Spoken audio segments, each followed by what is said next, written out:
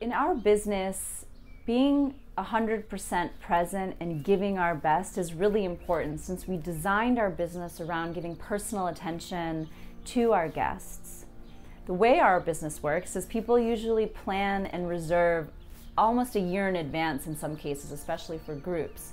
So what was happening in the beginning was we found that people would just book on an open calendar, and if people made reservations, we would simply accept them. There was no reason to say no, right? It was an automatic booking. But what happened was we found after a few seasons of doing this that we started to be busy all the time. Now this is a good thing. Occupation and percent occupation is a metric for success in traditional hospitality. But for us, we were finding that we were burning out. So I decided that for our 5-year wedding anniversary, we would take a real break. And it was September, which is high season here in the Azores. And we had, at the time of planning earlier in the year, a little gap in our calendar. And I thought, let's block the calendar so that we have 3 days off without worrying about anything. And my husband, always a skeptic, said, it's high season. Why would we lose revenue in the biggest months of the year? We need to keep it open. And I'm sure by that time, we'll have our staff up to speed. They'll be able to handle it for 3 days while we're gone, right? So we planned a trip to Flores Island, which is just an hour flight. It's one of the most beautiful places, besides San Miguel, of course. When it came time to go to Flores, we had a full house of guests. Our guest manager, Luis, had graciously agreed to stay in one of the suites so that he could be here on site. Now, normally we are living here on site, but our staff comes in for the day. But he agreed to stay overnight to take care of things. We were going to be gone for 3 nights. What could go wrong, right? When we got to Flores, we got there and there was a hurricane. And the hurricane only hit Flores Island for the most part. It knocked out all the Wi-Fi. It knocked out all of the 4G, 3G. We had no communication. We were literally on an island, which was honestly the best thing that could have happened, because it was the middle of high season. We had been doing hikes, leading food experiences. I was teaching yoga. We needed a break. And we had 3 days of no connection to anything but nature and beauty and each other, and it was marvelous. Now, when we came back, we stepped foot onto the property and started to see all of the things that went wrong. So the first was that our gardener had misunderstood our directions, and when we said we were going to be away, he heard that he doesn't need to come into work for that time.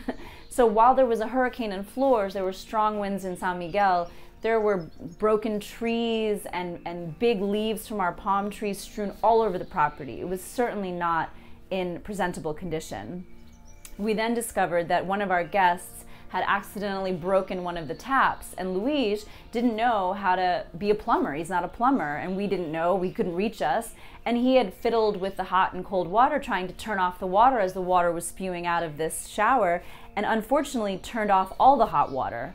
So guests didn't have any hot water. Then when he got it back on, he had turned on only the hot water and turned off the cold water. So guests for a few days had either no hot water or scalding hot water.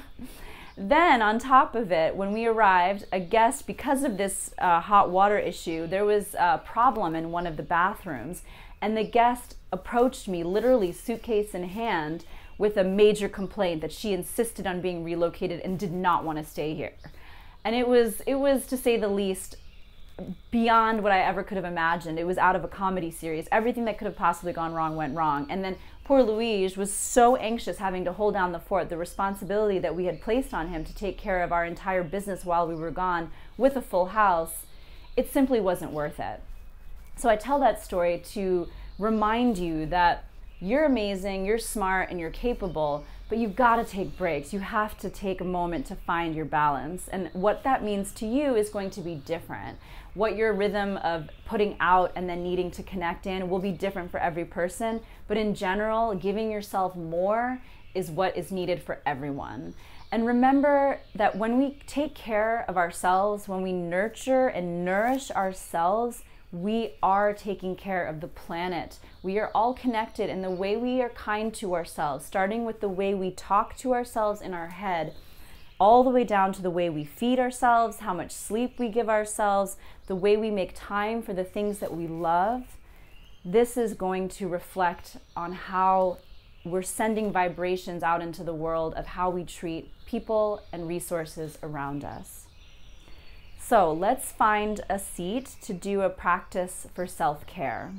Okay, one of my favorite self-care practices, and it's super simple and you can do this in 30 seconds, but today we're going to spend a little more time, is self-massage. So this is important for connecting with your skin. Your skin is your largest organ, and the autonomous nervous system, which we talked about, which does things like digest and helps you and controls your heart rate and your breathing, and it happens automatically. When you do self-massage, it's a way to calm the nervous system. So it's one of the ways in, besides breath, to get into something that's normally an automatic process. So just finding any kind of sitting position. You can have your legs extended like I am, and just take a moment. We're going to start to create a little bit of heat in our hands. And as you do this, just feel in for what it is that you need. So whether you need some energy, whether you need to release, or whether you need some deeper breaths, whatever it is that you need, bringing that into your hands. Remember that everything is energy. All matter is energy. So as you're creating and rubbing your hands together, creating heat, you're creating energy. What is in this?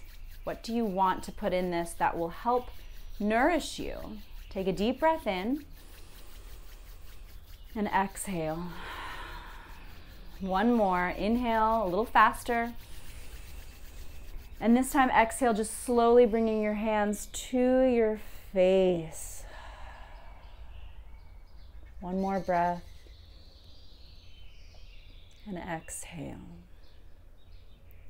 And we're going to start by just gently doing these raindrop movements on your face. You can also rub. You can kind of go from your inside of your nose ridge up around the eyebrows, out to the temples, down the cheeks, doing a couple of movements. Or if you feel like you don't want to touch your face or you don't want to rub your face, you can always do these motions. But getting into all these places, notice your breath. Remember that you're giving yourself what it is that you need as you do this. And then coming to your hair, you can start to just press your hands into your hair, into your scalp, like you're massaging or you're taking a shower and washing your hair, that motion. Starting to really feel in there. And then coming to your ears, pressing and pulling and gently rubbing on the ears. Notice your breath.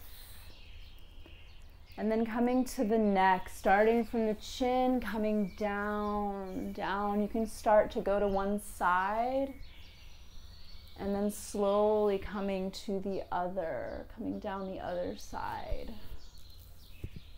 And then getting the back of your neck. You can do the same thing. You can just slide your fingers up and down the back of the neck. And again, this is for you, so you can do what feels right for you.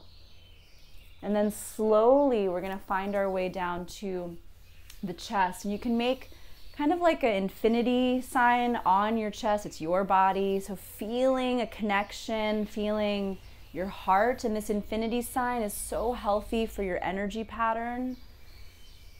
You have X's down to your DNA. And then coming up into this area, this is where there's some lymphatic areas connected to the lungs. It might feel tense or tender. And then same thing on the other side here. I'm just kind of working from the chest bone, the sternum out. And then let's come to one shoulder. You can start on the right shoulder, and you can just bring the hand around the shoulder, coming to the back of the shoulder here, rubbing and pressing, squeezing, whatever motion. You can also do some tapping, whatever feels right. Notice your breath and start to come down to the elbow, to the wrist. And then when you get to the hand, really pressing your thumb into the palm. And then starting from the base of your palm, going out the pinky finger. And then base of your palm, inhale.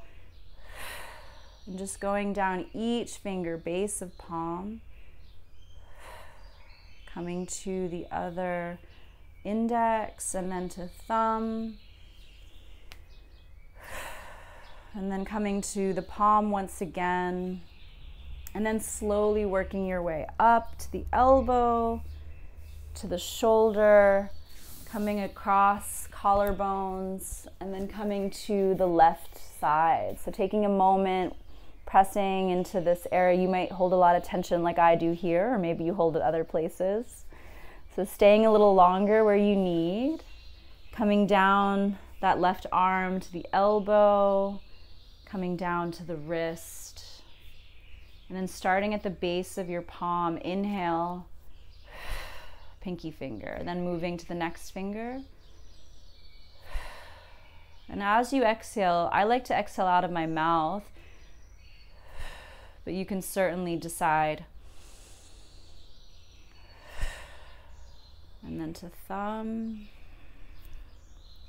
And then coming back to the palm, coming up the arm. And again, you can do faster strokes depending on what it is that you are intending. If you need to release, you might want to do some more kind of releasing type stuff. Or if you're nourishing or you're giving, maybe you can really feel that you're giving to yourself.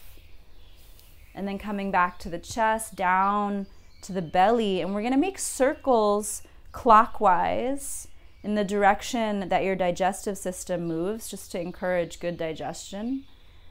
And then start to make bigger circles to your hips and your side ribs. And then one more time, up and down and around. And then slowly coming to one side. You can start on the left leg here, coming to the left ankle, or the left hip, and the left bum, and then the left thigh. And then here you really want to focus on going on the inside and the outside, and you can even do a little bit of kind of tapping. There's a lot of these lymphatic nodes along the inner and outer thigh. So coming down, getting to the knee, getting to the calf, getting to the ankle, and getting to that left foot here. And really spending some time on the sole of the foot and then on each toe. Notice your breath. And then slowly coming up to that ankle, maybe pressing into your calves. Again, spending time where you need to. If you've got sensitive knees, giving a little love to the knee joints, and then coming up, maybe some tapping up to the bum, and then along the back, coming to your back, as far back as you can reach, coming to the right hip, coming down the right thigh, and again, focusing a little time on the inner and outer seams of that leg. You can press any kind of motion and then come down, pressing as you need, and notice your breath coming to that ankle eventually. Okay, coming down to the foot, and again onto each toe or the sole of the foot. Notice your breath. Really giving yourself what it is that you need. And then coming back to the ankle and coming up, calf, knee, thigh. And then cross your legs if that feels okay. Then the last thing we're going to do is something for the feet to give a little more time. You're going to interlace your fingers into your toes. Now you can sit with your legs straight and the ankle on top. You can sit like I'm sitting, or you can simply have one leg in front. So whatever works for you, I just want you to be able to interlace your fingers into your toes. So it may be challenging, especially if you wear some stiletto heels like I used to do when I worked on Wall Street, and definitely did some damage to my feet. So it might take a little time. Notice that it'll get easier over time the more you do it. And so getting the toes interlaced with the fingers, sitting up as tall as you can, long spine. Inhale, spread your fingers and your toes, active feet. Exhale, squeezing gently the foot with your hand. Inhale, lengthening spine, active feet, active fingers. Exhale. Inhale. And exhale. And just stay squeezing the foot here for a moment, giving yourself what it is you need. Think of it as you are giving yourself your medicine for the day, just through your intention, just through your touch. And then starting to maybe circle the ankle if you have that ability here. Maybe hearing some click-clack in the ankle, other direction. And then twisting the foot gently side to side. So healthy for the metatarsals of the feet. And remember, your feet hold you up all day long, depending on whether you're walking around or running or whatever it is that you're doing. And your feet connect you into earth. Slowly wiggle your fingers and release from your foot, and then straighten the legs, feeling the difference between sides. And then taking the other side. So that other ankle goes over the knee, or again, you've got the leg straight, or if you can even do this in a chair. If you're in a chair, you're just bringing the ankle over the knee, and any blocks or support where you need it. It might just mean that you have some tight hips, which is very common. Interlacing on the other foot. Really working your way to get the fingers into the toes. And then once you have it there, take a moment, allow your toes to surrender and your metatarsals to expand, which is what's happening here, and they may not be used to it. Especially if you're coming out of maybe a colder climate and you've been in shoes a lot. And then slowly inhale, start to sit up taller, spread your fingers, spread your toes. Exhale, pressing gently on your foot. Inhale, lengthening, spread fingers, spread toes. Exhale. One more like that, deep breath in. And exhale, and holding your foot gently, feeding yourself the medicine that you need for today, for right now.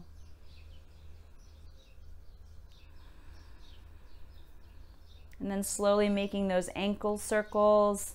If you have room, some of you may have your foot a little closer to the calf and it might not be as available, but any kind of movements just to get the metatarsals and the bones in your foot, twisting side to side. And then slowly wiggling your fingers, free them from your toes, extending the legs out, sitting up tall, and just feeling your whole body from the top of your head, down the face, down the neck, shoulders, arms, chest, belly, hips, legs, ankles, feet. If you have time, you can stay here a little longer. You can also do this in just 30 seconds. First thing when you get up out of bed, just taking a moment. Such a powerful way to connect with your largest organ and tap into your nervous system. Starting off balanced, starting off connected, and taking care of yourself. If you need to end here, you can bring your hands to heart center, open your eyes if they're not already. Namaste.